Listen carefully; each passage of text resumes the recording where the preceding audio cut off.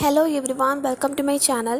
ഇന്നത്തെ ക്ലാസ്സിൽ പഠിക്കാനായിട്ട് പോകുന്ന topic stability problems of emulsions and methods to overcome ആണ്. അപ്പോൾ ഇതിന് മുന്നേ ആയിട്ടുള്ള ടോപ്പിക്സ് എല്ലാം കഴിഞ്ഞ 3 വീഡിയോസിലായിട്ട് കവർ ചെയ്തിട്ടുണ്ടായിരുന്നു. അപ്പോൾ ആ ക്ലാസ് കാണാത്തവരെ അതും കൂടിയിട്ടൊന്ന് കാണുക. ഈ വീഡിയോയുടെ ഡിസ്ക്രിപ്ഷൻ ബോക്സിൽ അതിൻ്റെ 3ൻ്റെയും ലിങ്ക് കൊടുത്തിരിക്കാം. അപ്പോൾ ഇന്നത്തെ ടോപ്പിക്കിലേക്ക് നമുക്ക് കടക്കാം. അപ്പോൾ ഇന്ന് നമ്മൾ പഠിക്കാനായിട്ട് പോകുന്ന topic stability problems of emulsions and methods to overcome ആണ്. അപ്പോൾ സ്റ്റെബിലിറ്റി പ്രോബ്ലംസ് എന്ന് പറയുമ്പോൾ എന്താണ്? ഒരു എമൽഷന് ഒത്തിരി അധികം സ്റ്റെബിലിറ്റി പ്രോബ്ലംസ് ഉണ്ട്.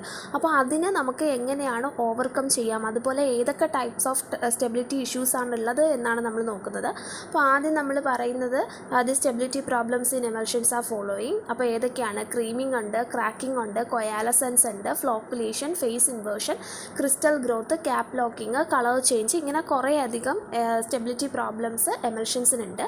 അപ്പോൾ ഇനി ഇത് ഓരോന്നിൻ്റെയും കോസസ് എന്താണ്, അതുപോലെ തന്നെ ഇതിന് എന്താണ് അതിൻ്റെ റെമഡി എന്നൊക്കെ ഉള്ളത് നമുക്ക് പഠിക്കണം. അപ്പോൾ നമുക്ക് നോക്കാം. ഫസ്റ്റ് പറയുന്നത് ക്രാക്കിങ്ങിനെ പറ്റിയിട്ടാണ് ആദ്യം നമ്മൾ പറഞ്ഞിരിക്കുന്നത്. എന്താണ് ക്രാക്കിങ്? The cracking is the separation of dispersed phase into separate layers. അതായത് ഡിസ്പേഴ്സ്ഡ് ഫേസിൻ്റെ ഒരു എമൽഷൻ എന്ന് പറയുമ്പോൾ ഡിസ്പേർഷൻ മീഡിയം ഉണ്ട്, ഡിസ്പേർഷൻ ഫേസും ഉണ്ടല്ലേ. അപ്പോൾ അതിൽ ഡിസ്പേഴ്സ്ഡ് ആയിട്ടുള്ള ഫേസിൻ്റെ ഫേസ് എന്ന് പറയുന്നത് സെപ്പറേറ്റ് ലെയേഴ്സ് ആയിട്ട് കാണപ്പെടുന്നതിനെയാണ് ക്രാക്കിംഗ് എന്ന് പറയുന്നത്. ഇതെന്ന് പറയുന്നത് എന്താണ്? ഒരു ഇറിവേഴ്സിബിൾ ആയിട്ടുള്ള പ്രോസസ്സാണ്. ഇറിവേഴ്സിബിൾ എന്ന് പറയുമ്പോൾ എന്താണ്? നമുക്ക് ജസ്റ്റ് നമ്മൾ എമൽഷനെ എടുത്ത് ഷേക്ക് ചെയ്തത് കൊണ്ട് ഈ ക്രാക്ക് ആയിട്ടുള്ളത് അല്ലെങ്കിൽ സെപ്പറേറ്റ് ചെയ്തിരിക്കുന്ന ലെയേഴ്സ് എന്താവത്തില്ല, റീഡിസ്പേഴ്സ് ചെയ്തിട്ട് നോർമലായിട്ട് മാറത്തില്ല. നമ്മൾ ഒരിക്കൽ ഇത് ക്രാക്കിംഗ് സംഭവിച്ചു കഴിഞ്ഞാൽ പിന്നെ നമുക്ക് എമൽഷൻ ഉപയോഗത്തിന് കൊള്ളാത്ത രീതിയിലോട്ട് അത് മാറും. അതിനെയാണ് നമ്മൾ ക്രാക്കിംഗ് എന്ന് പറയുന്നത്. ഇനി എന്തൊക്കെ കാരണങ്ങൾ കൊണ്ടാണ് ക്രാക്കിംഗ് സംഭവിക്കുന്നത് എന്നാണ് പറയുന്നത്. First is the microbial contamination. അപ്പോൾ മൈക്രോബ്സിൻ്റെ അറ്റാക്ക് കാരണം അല്ലെങ്കിൽ മൈക്രോബിയൽ കണ്ടാമിനേഷൻ കാരണം എന്ത് വരാം? ക്രാക്കിംഗ് വരാം. ആൻഡ് നെക്സ്റ്റ് എന്ന് പറയുന്നത് സ്റ്റോറേജ് കണ്ടീഷൻസിൽ ചേഞ്ച് വരുന്നത് കൊണ്ട് ക്രാക്കിംഗ് വരാം. അഡീഷൻ ഓഫ് കോമൺ സോൾവൻസ്, നമ്മൾ ആഡ് ചെയ്യുന്ന സോൾവൻസ്, കോമൺ സോൾവൻസിൻ്റെ അഡീഷൻ കാരണവും വരാം. അതായത് കോമൺ സോൾവൻസ് എന്ന് പറയുമ്പോൾ ഇപ്പം നമ്മൾ ഡിസ്പേർഷൻ ഫേസും എടുക്കും, ഡിസ്പേർഷൻ മീഡിയവും എടുക്കും അല്ലേ. അപ്പം ഇത് രണ്ടും നമ്മൾ എമൽഷൻ എന്ന് പറയുമ്പോൾ തന്നെ അതിൻ്റെ പ്രത്യേകത എന്താണ്? ഡിസ്പേർഷൻ ഫേസും ഡിസ്പേർഷൻ മീഡിയവും എന്ന് പറയുന്നത് കംപ്ലീറ്റ് ആയിട്ട് സോലിബിൾ ആവത്തില്ല. അതുപോലെ പക്ഷേ നമ്മളൊരു കോമൺ സോൾവൻ്റ് ആണ് എടുക്കുന്നതെങ്കിൽ ഇപ്പം ഡിസ്പേർഷൻ ഫേസും അതുപോലെ തന്നെ ഡിസ്പേർഷൻ മീഡിയവും തമ്മിൽ എന്താണ് മിക്സ് ആവുന്ന തരത്തിലുള്ള അതിൽ രണ്ടിനെയും സോലിബിൾ ആക്കുന്ന ഒരു സോൾവൻ്റ് ആണ് നമ്മൾ എടുക്കുന്നതെങ്കിലോ അതിനെ നമുക്ക് എമൽഷൻ എന്ന് പറയാൻ പറ്റത്തില്ല അല്ലേ. അപ്പോൾ അവിടെ എന്ത് ഫോം ചെയ്യും? ഒരു ക്രാക്ക് ഫോം ചെയ്യും. അതാണ് നമ്മൾ പറയുന്നത്. നെക്സ്റ്റ് പറയുന്നത് എന്താണ്? Addition of opposite emulsifying agent. ഈ ഓപ്പോസിറ്റ് എമൽസിഫയിങ് ഏജൻ്റ് എന്ന് നമ്മൾ ഉദ്ദേശിക്കുന്നത് കഴിഞ്ഞ വീഡിയോയിൽ നമ്മൾ പറഞ്ഞിട്ടുണ്ടായിരുന്നു. ഒരു എമൽസിഫയിങ് ഏജൻ്റ് എന്ന് പറയുമ്പോൾ നമ്മൾ ഇത് വാട്ടർ ഇൻ ഓയിൽ എമൽഷനും ഓയിൽ ഇൻ വാട്ടർ എമൽഷനും നമ്മൾ രണ്ടായിട്ടാണ് എമൽസിഫയിങ് ഏജൻറ്റ്സ് പറയുന്നത്. അതായത് നമ്മളിതിനെ HLB സ്കെയിലിൻ്റെ ബേസിസിലാണ് എന്ത് ചെയ്യുന്നത്? Emulsifying agent water in oil എമൽഷനിലും ഓയിൽ ഇൻ വാട്ടർ എമൽഷനിലും നമ്മൾ HLB സ്കെയിലുള്ള വാല്യൂസ് അനുസരിച്ചിട്ടാണ് എമൽസിഫയിങ് ഏജൻറ്റ് ചൂസ് ചെയ്തത്. അതായത് നമ്മൾ കഴിഞ്ഞ ക്ലാസ്സിന് പറഞ്ഞായിരുന്നു എന്താണ്? 8 മുതൽ 18 വരെ HLB നമ്പർ 8 മുതൽ 18 വരെ വരുന്ന ഗ്രൂപ്പ്സാണ് നമ്മൾ എന്തിനു വേണ്ടിയിട്ട് യൂസ് ചെയ്യുന്നത്? അങ്ങനത്തെ എമൽസിഫയിങ് ഏജൻറ്റ്സ് ആണ് ഓയിൽ ഇൻ വാട്ടർ ടൈപ്പ് എമൽഷന് വേണ്ടിയിട്ട് നമ്മൾ യൂസ് ചെയ്യുന്നത്. അതുപോലെ തന്നെ water in oil type of എമൽഷന് വേണ്ടിയിട്ടോ നമ്മൾ 3 to 6 HLB നമ്പർ എന്ന് പറയുന്നത് സ്കെയിലിലെ വാല്യൂ 3 to 6 വരുന്ന എമൽസിഫയിങ് ഏജൻറ്റ്സ് ആണ് യൂസ് ചെയ്യുന്നത്. അപ്പോൾ ഇവിടെ നമ്മൾ പറഞ്ഞിരിക്കുന്നത് ഓപ്പോസിറ്റ് ആയിട്ട്, അതായത് നമ്മൾ ഓയിൽ ഇൻ വാട്ടർ ടൈപ്പ് എമൽഷനിൽ യൂസ് ചെയ്യേണ്ട emulsifying water in oil type of എമൽഷനിൽ നമ്മൾ യൂസ് ചെയ്താലോ ഉറപ്പായിട്ടും അവിടെ ക്രാക്കിംഗ് വരും, അല്ല എങ്കിൽ ആ ഒരു പ്രോഡക്റ്റിന് ഡീഗ്രഡേഷൻ സംഭവിക്കും. അതാണ് നമ്മളിവിടെ പറഞ്ഞിരിക്കുന്നത്. ഇനി ഇതിൻ്റെ റെമഡീസ് എന്ന് പറയുമ്പോഴത്തേക്ക് എന്താണ്? Proper storage conditions. അപ്പോൾ നമ്മൾ കറക്റ്റായിട്ടുള്ള സ്റ്റോറേജ് കണ്ടീഷൻസ് ഫോളോ ചെയ്ത് കഴിഞ്ഞാൽ നമുക്ക് എന്ത് ചെയ്യാൻ പറ്റും? അതായത് മൈക്രോബ്സിൻ്റെ കണ്ടാമിനേഷനിൽ നിന്ന് നമുക്ക് പ്രിവെൻറ്റ് ചെയ്യാനായിട്ട് പറ്റും. അതുപോലെ തന്നെ അഥവാ എന്തെങ്കിലും ഒരു ടെമ്പറേച്ചർ ബേസിസിലായിട്ടാണ് ഉണ്ടാവുന്നതെങ്കിൽ ആ ഒരു കണ്ടീഷൻ നമുക്ക് അവോയ്ഡ് ചെയ്യാനായിട്ട് പറ്റും. അതുപോലെ തന്നെ പറയുന്ന ഒരു റെമഡിയാണ് സ്യൂട്ടബിൾ എമൽസിഫയിങ് ഏജൻറ്റ്. നമ്മൾ നേരത്തെ പറഞ്ഞു ഓപ്പോസിറ്റ് എമൽസിഫയിങ് ഏജൻറ്റ് ആഡ് ചെയ്യുന്നത് കൊണ്ടും നമുക്ക് ക്രാക്കിംഗ് ഉണ്ടാവാം. അപ്പോൾ കറക്റ്റായിട്ടുള്ള എമൽസിഫയിങ് ഏജൻറ്റ് ആഡ് ചെയ്യുന്നതിലൂടെ നമുക്ക് എന്ത് ചെയ്യാൻ പറ്റും? ആ ഒരു പ്രോബ്ലം അവോയ്ഡ് ചെയ്യാനായിട്ട് പറ്റും. ദെൻ നെക്സ്റ്റ് നമുക്ക് നോക്കാം. നെക്സ്റ്റ് പറയുന്നതാണ് ക്രീമിങ്. അപ്പോൾ ക്രീമിംഗ് എന്ന് പറയുന്നതും എന്താണ്, ഒരു സ്റ്റെബിലിറ്റി പ്രോബ്ലം ആണ്. അപ്പോൾ എന്താണെന്ന് നോക്കാം. The creaming is defined as the settling of dispersed globules to form a concentrated layer at bottom bottom or top of the surface എന്നാണ് ഇവിടെ എഴുതാൻ വിട്ടുപോയിട്ടുണ്ട്. അപ്പം bottom or top of the surface, അതായത് ക്രീമിംഗ് എന്ന് പറയുമ്പോഴത്തേക്ക് അതിനകത്തുള്ള ഡിസ്പേഴ്സ്ഡ് ഗ്ലോബ്യൂൾസ് ഉണ്ടല്ലോ, അതായത് ഡിസ്പേഴ്സ്ഡ് ഫേസ് എന്ന് പറയുന്നത് ഒന്നുകിൽ ടോപ്പിലോ അല്ല എങ്കിൽ ബോട്ടത്തിലോ പോയി സെറ്റിലാവും.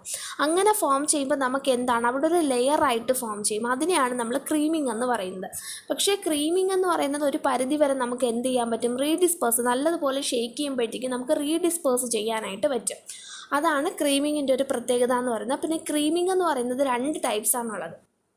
അതായത് 2 ടൈപ്സ് എന്ന് പറയുമ്പോൾ ഇപ്പം നമ്മൾ പറഞ്ഞു എന്താണ്, ബോട്ടത്തിലോ അല്ലെങ്കിൽ ടോപ്പിലോ. അപ്പം ബോട്ടത്തിലോ അല്ല എങ്കിൽ എവിടെയോ വരാം, ടോപ്പിലോ വരാം. അപ്പം നമുക്ക് ഇതൊരു ബീക്കറാണെന്ന് കൺസിഡർ ചെയ്യുക.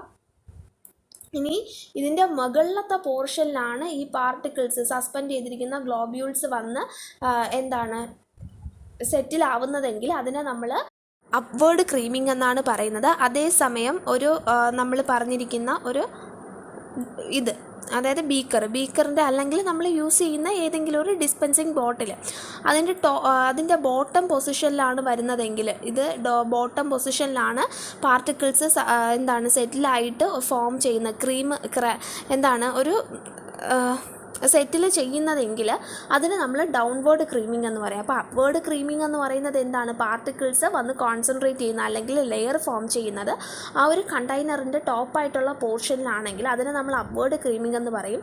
അതേപോലെ തന്നെ നമ്മൾ താഴത്തെ പോർഷനിലാണ് ഇതെന്ത് ചെയ്യുന്നത്, സെറ്റിലാവുന്നതെങ്കിൽ അല്ലെങ്കിൽ ഒരു കോൺസെൻട്രേറ്റഡ് ലെയർ ഫോം ചെയ്യുന്നതെങ്കിൽ അതിന് നമ്മൾ എന്താണ്, ഡൗൺവേർഡ് ക്രീമിംഗ് എന്നാണ് പറയുന്നത്.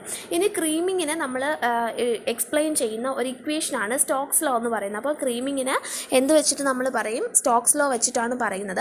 അത് സ്റ്റോക്സ് ലോ എന്ന് പറയുമ്പോഴത്തേക്ക് എന്താണ്, V = 2r² d1 - d2 × g divided by 9 ഈറ്റ എന്നാണ് പറയുന്നത്.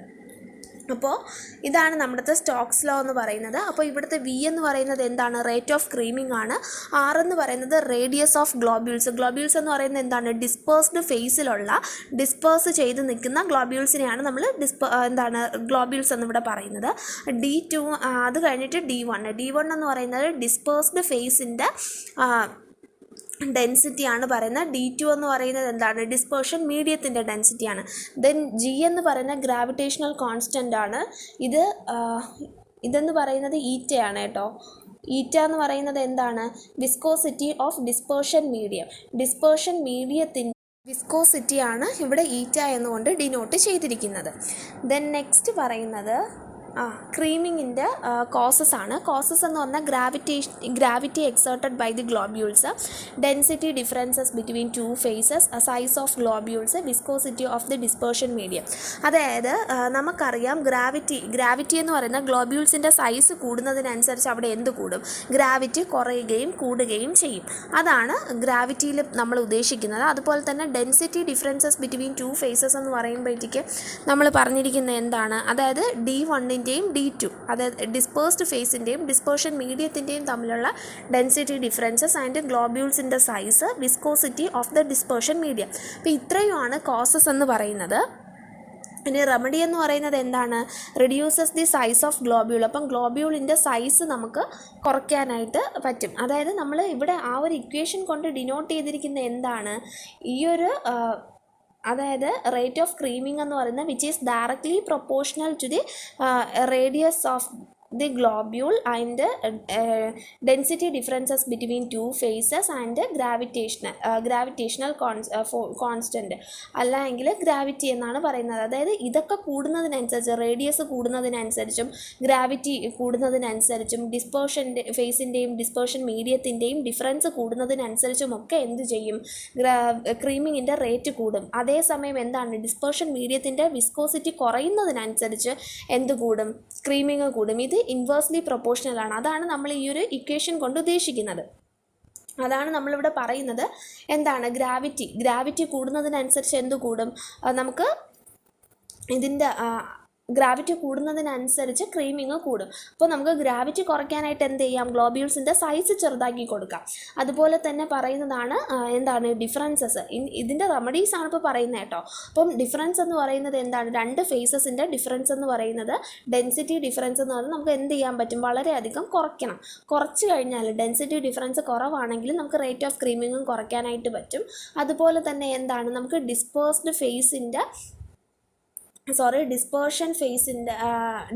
മീഡിയത്തിൻ്റെ എന്ത് കൂട്ടാം, വിസ്കോസിറ്റി കൂട്ടാം. കാരണം അത് ഇൻവേഴ്സ്ലി പ്രൊപ്പോർഷണൽ ആണ്. വിസ്കോസിറ്റി കൂടുന്ന സമയത്ത് എന്ത് കുറയും, റേറ്റ് ഓഫ് ക്രീമിങ് കുറയും. അപ്പോൾ ഇങ്ങനത്തെ കാര്യങ്ങൾ കൊണ്ട് നമുക്ക് എന്ത് ചെയ്യാനായിട്ട് പറ്റും, റേറ്റ് ഓഫ് ക്രീമിങ്ങിനെ നമുക്ക് അവോയ്ഡ് ചെയ്യാനായിട്ട് പറ്റും. ഇനി അടുത്ത് പറയുന്ന കൊയാലസെൻസ് ആണ്. It is the fusing of globules into droplets. അതായത് നമ്മുടെ ഡിസ്പേഴ്സ്ഡ് ഫേസിലുള്ള ഗ്ലോബ്യൂൾസ് എന്ന് പറയുന്നത് ഫ്യൂസ് ചെയ്തിട്ട് എന്ത് ഫോം ചെയ്യും, ഡ്രോപ്ലെറ്റ്സ് ഫോം ചെയ്യും.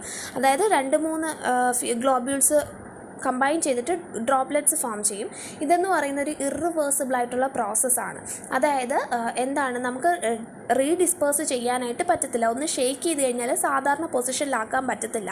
ഇത് എന്തുകൊണ്ടാണ് അങ്ങനെ ആകിയത് എന്ന് ഉണ്ടെങ്കിൽ, അതായത് ഇൻ്റർഫേഷ്യൽ ഫിലിം, രണ്ട് ഫേസസ് തമ്മിലൊരു ഇൻ്റർഫേഷ്യൽ ഫിലിമുണ്ട്. ആ ഒരു ഫിലിം ഉള്ളത് കൊണ്ടാണ് ഇതെന്താണ് കംപ്ലീറ്റ് ആയിട്ട് ഡിസോൾവ് ആവാതെ, വിസിബിൾ ആവാതെ ഇരിക്കുന്നത്. അപ്പം ഈ ഒരു ഇൻ്റർഫേഷ്യൽ ഫിലിം ഡെസ്ട്രക്റ്റ് ആവുമ്പോഴത്തേക്കാണ് എന്ത് സംഭവിക്കുന്നത്, കൊയാലസെൻസ് ഫോം ചെയ്യുന്നത്. അപ്പോൾ ഇൻ്റർഫേഷ്യൽ ഫിലിം ഇല്ലാണ്ട് വരുമ്പോഴത്തേക്കല്ലേ രണ്ട് ഗ്ലോബ്യൂൾസിന് തമ്മിൽ പരസ്പരം കൂടിച്ചേരാനായിട്ട് സാധിക്കത്തുള്ളൂ. അതാണ് നമ്മൾ പറഞ്ഞിരിക്കുന്നത്. ഈ കോസസ് എന്ന് പറയുമ്പോൾ due to loss of activity of emulsifying agent or inadequate amount of emulsifying agent. അതായത് ഒന്നുകിൽ നമ്മൾ യൂസ് ചെയ്ത എമൾസിഫൈങ് ഏജൻറ്റിൻ്റെ അളവ് കുറഞ്ഞു പോയത് കൊണ്ടാവാം, അല്ല എന്നുണ്ടെങ്കിൽ എന്താണ്, നമ്മൾ യൂസ് ചെയ്ത എമൾസിഫൈങ് ഏജൻറ്റിൻ്റെ ആക്ടിവിറ്റി നഷ്ടമായത് കൊണ്ടാവാം ഇങ്ങനൊരു കൊയാലസെൻസ് എന്ന് പറഞ്ഞ പ്രോബ്ലം ഉണ്ടായിട്ടുള്ളത്. ഇതിൻ്റെ റെമഡി എന്ന് പറയുമ്പോഴത്തേക്ക് അഡിക്വേറ്റ് എമൗണ്ടിൽ നമുക്ക് എമൾസിഫൈങ് ഏജൻറ്റ് ആഡ് ചെയ്ത് കൊടുക്കാം. അതുപോലെ തന്നെ എന്താണ്, സ്യൂട്ടബിൾ ആയിട്ടുള്ള എമൾസിഫൈങ് ഏജൻറ്റ് നമുക്ക് ആഡ് ചെയ്ത് കൊടുക്കുന്നതിലൂടെ നമുക്ക് കൊയാലസെൻസ് പ്രിവെൻറ്റ് ചെയ്യാനായിട്ട് പറ്റും.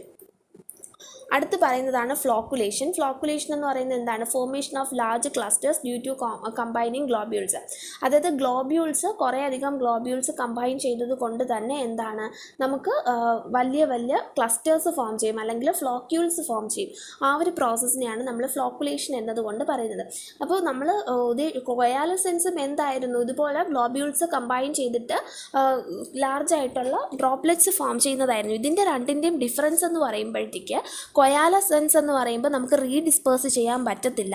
പക്ഷേ ഫ്ലോക്കുലേഷൻ എന്ന് പറയുമ്പോഴത്തേക്കും നമുക്ക് ഷേക്കിങ്ങിലൂടെ അതിൻ്റെ റീഡിസ്പേഴ്സ് ചെയ്യാനായിട്ട് പറ്റും. കാരണം ഇവിടെ ഇൻ്റർഫേഷ്യൽ ആയിട്ടുള്ള ആ ഒരു ഫിലിമിന് എന്ത് സംഭവിക്കുന്നില്ല, ഒരു ഡെസ്ട്രക്ഷൻ സംഭവിക്കുന്നില്ല. അതാണ് ഇവിടുത്തെ ഡിഫറൻസ് എന്ന് പറയുന്നത്.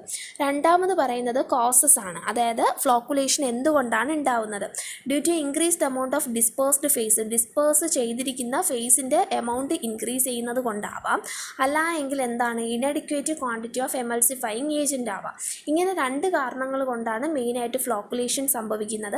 ഇതിൻ്റെ റെമഡി എന്ന് പറയുന്നത് adequate amount of emulsifying agent add ചെയ്ത് കൊടുക്കുക. മറ്റൊരു റെമഡി എന്ന് പറയുന്നത് എന്താണ്, ഡിസ്പേഴ്സ്ഡ് ഫേസിൻ്റെ എന്താണ് എമൗണ്ട് അല്ലെങ്കിൽ വോളിയം എന്ന് പറയുന്നത് നമുക്ക് കൺട്രോൾ ചെയ്ത് വയ്ക്കാം. അതാണ് നമ്മൾ പറയുന്നത്.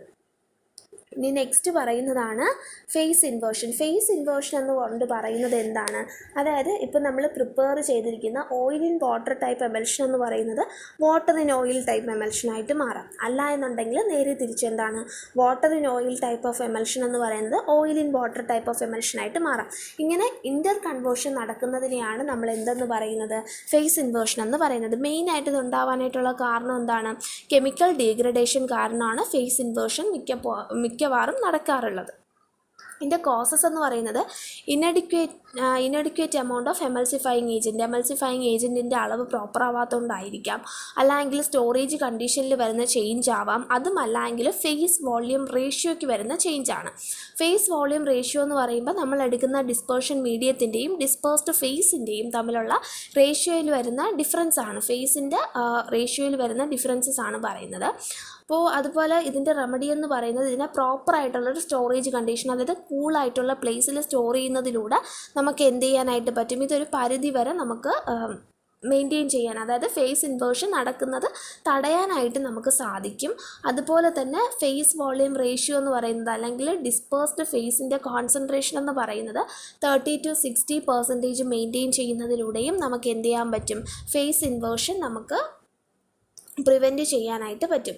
ദെൻ നെക്സ്റ്റ് പറയുന്നത് ക്യാപ്പ് ലോക്കിംഗ് ആണ്. ക്യാപ്പ് ലോക്കിംഗ് എന്ന് പറയുമ്പോഴത്തേക്ക് due to overfilling problems എന്നല്ല, ഫില്ലിംഗ് പ്രോബ്ലംസ് കൊണ്ടും എന്ത് വരാം, ക്യാപ്പ് ലോക്കിംഗ് സംഭവിക്കാം. അതായത് നമ്മൾ ഫില്ല് ചെയ്യുന്ന സമയത്ത് നമ്മൾ ഫില്ല് ചെയ്യുന്ന എമൽഷൻസ് ആ ഒരു സൈഡിലൊക്കെ ക്യാപ്പിലോ അല്ലെങ്കിൽ ബോട്ടിൽസിൻ്റെ സൈഡിലോ ഒക്കെ സ്റ്റിക്ക് ചെയ്ത് കഴിഞ്ഞാൽ എന്ത് സംഭവിക്കാം, സ്റ്റിക്ക് ചെയ്ത് കഴിഞ്ഞാൽ അതവിടെ എന്ത് ഫോം ചെയ്യും, എയറുമായിട്ട് കോണ്ടാക്റ്റ് വരുമ്പോഴത്തേക്ക് അത് കട്ട പിടിക്കുമ്പോഴത്തേക്ക് നമുക്ക് സ്വാഭാവികമായിട്ടും എന്ത് ചെയ്യാനായിട്ട് പറ്റത്തില്ല, അതായത് അതിൻ്റെ ക്യാപ്പ് ഓപ്പൺ ചെയ്യാനായിട്ട് പറ്റില്ല. അതിനെയാണ് നമ്മൾ ക്യാപ്പ് ലോക്കിംഗ് എന്ന് പറയുന്നത്. ഇനി ഇതിൻ്റെ റെമഡി എന്ന് പറയുന്നത് എന്താണ്, cap locking can be prevented by using different vehicle containing sucrose, glucose etcetera. ഇതാണ് നമ്മൾ പറയുന്നത്. ഇനി കളർ ചേഞ്ച് എന്ന് പറയുന്നത് എന്താണ്, ലൈറ്റ് സെൻസിറ്റീവ് ആയിട്ടുള്ള ഡ്രഗ്സിനാണ് മെയിനായിട്ട് കളർ ചേഞ്ച് ഉണ്ടാവുന്നത്. അപ്പോൾ ലൈറ്റ് സെൻസിറ്റിവിറ്റി നമുക്ക് എങ്ങനെയൊക്കെ, അതായത് ലൈറ്റ് സെൻസിറ്റീവ് ആയിട്ടുള്ള ഡ്രഗിന് നമ്മൾ ആംബർ കളേർഡ് ബോട്ടിലൊക്കെ സ്റ്റോർ ചെയ്യുന്നതിലൂടെ നമുക്ക് എന്ത് ചെയ്യാനായിട്ട് പറ്റും, അതിനെ ലൈറ്റിൽ നിന്നും പ്രൊട്ടക്റ്റ് ചെയ്യാനായിട്ട് പറ്റും. അങ്ങനെ ഒരു പരിധി വരെ നമുക്ക് കളർ ചേഞ്ചിൽ നിന്നും ഡ്രഗിനെ എന്ത് ചെയ്യാനായിട്ട് പറ്റും, പ്രൊട്ടക്റ്റ് ചെയ്യാനായിട്ട് പറ്റും. അതാണ് നമ്മളിതിലൂടെ പറഞ്ഞിരിക്കുന്നത്. ഇത്രയുമേ ഉള്ളൂ നമ്മുടെ ഇന്നത്തെ ക്ലാസ് എന്ന് പറയുന്നത്. അപ്പോൾ വീഡിയോ ഇഷ്ടമായിട്ടുണ്ടെങ്കിൽ ഉറപ്പായിട്ടും ലൈക്ക് ചെയ്യുക, ഷെയർ ചെയ്യുക, സബ്സ്ക്രൈബ് ചെയ്യുക. അതോടൊപ്പം തന്നെ നിങ്ങളുടെ ഫ്രണ്ട്സിനും കൂടിയിട്ടൊന്ന് ഷെയർ ചെയ്ത് കൊടുക്കുക. Thank you for watching.